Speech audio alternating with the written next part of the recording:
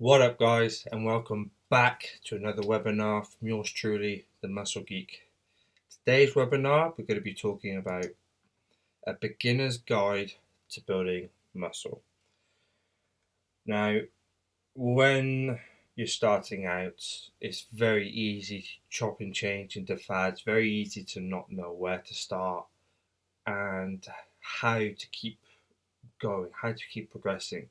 So, the idea that I had was to give you guys a straightforward, no BS approach, something that you could use right now and design your own training program. Okay, so first things first, training. Training comes into three things. So you got volume, which is the main contributor to hypertrophy, building muscle. Frequency. This is how you split up your training volume. The more often you train, the closer you need to keep an eye on your recovery capabilities. What that basically means is if you are training 5 times a week or 6 times a week, and you're training the same muscle group more than once a week, which you can and which you probably should, making sure you keep an eye on your recovery is far, far more important if you're just training it once a week. Then you have intensity.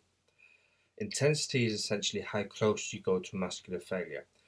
The higher the reps you do, the closer you want to go to muscular failure.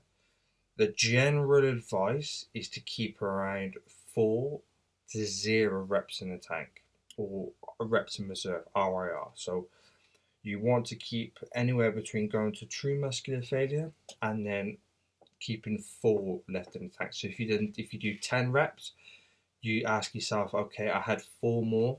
If I'd done 4 more, that would have been muscular failure. And then 3, 2, 1, 0, obviously. Hope that makes sense. And you've got other things as well. So other things are stimulus to fatigue ratios. So when you're doing, if we use the example of a squat, if you're doing a squat, it's going to fatigue you far more than if you do a bicep curl. So you need to pick exercises that, one, feel good, gives you a good pump, you can feel the muscle well, doesn't hurt the joints, but also gives you more stimulus to fatigue. So the stimulus is high, but the fatigue stays low, or at least as minimum as it can. And you've got to remember that technique trumps all. You need to maintain control throughout the whole exercise and drop your ego. Okay, next thing, diet. Now, I split up into 2 categories for you so you guys could, get a better idea. Massing and cutting. Protein requirements for both massing and cutting stay the same.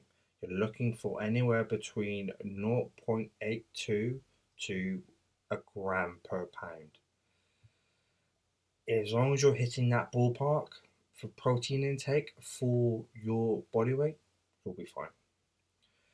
It is ideal for both massing and for cutting to space your protein intake throughout the day. So don't just have the bulk of your protein in the morning, space it out so you have regular feedings throughout the day. You don't have to have a meal every 2 hours. You don't. If someone says that, they're full of crap. As long as you are getting your daily protein intake, which you will calculate for yourself, and you space it up to regular feedings, or you space it up evenly throughout a day. So if you say, for example, if you have 100 grams of protein that you've got to have throughout the day, and you divide that by 3, you have your breakfast, your lunch, your dinner. That's your protein intake in 3 meals. Done. It is literally as simple as that. It doesn't have to be rocket science. But spacing it throughout the day helps muscle protein synthesis.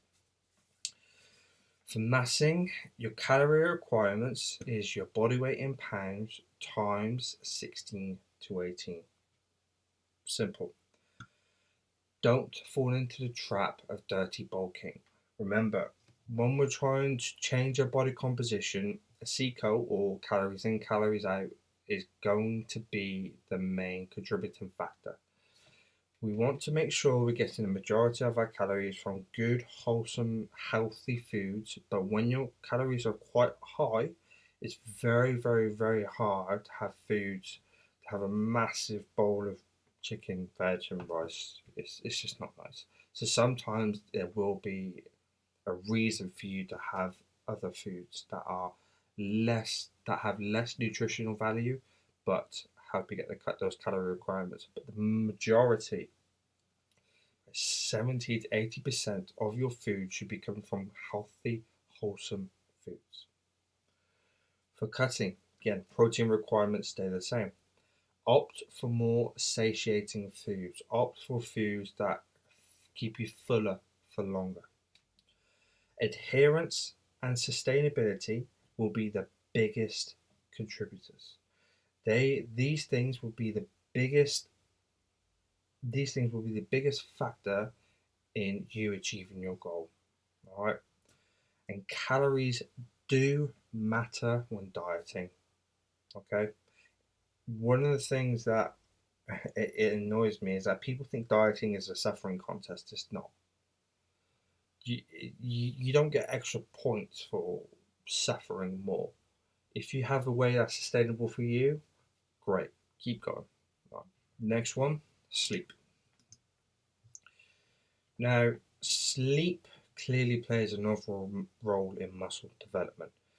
You don't grow in the gym, you cause damage in the gym, which then you grow from through your diet and through recovery, sleep, stuff like that.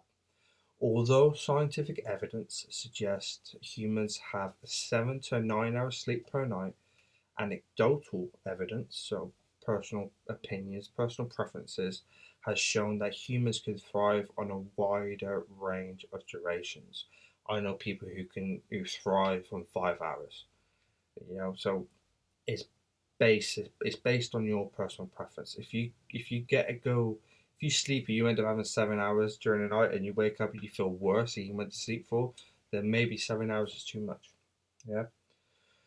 The best recommendations for hypertrophy is to gauge sleep based on how you're feeling during training. Look at your perceptions of fatigue and lethargy, as these could indicate sleep related issues and interfere with your results. Right, now to the nitty gritty, how to set up a training plan.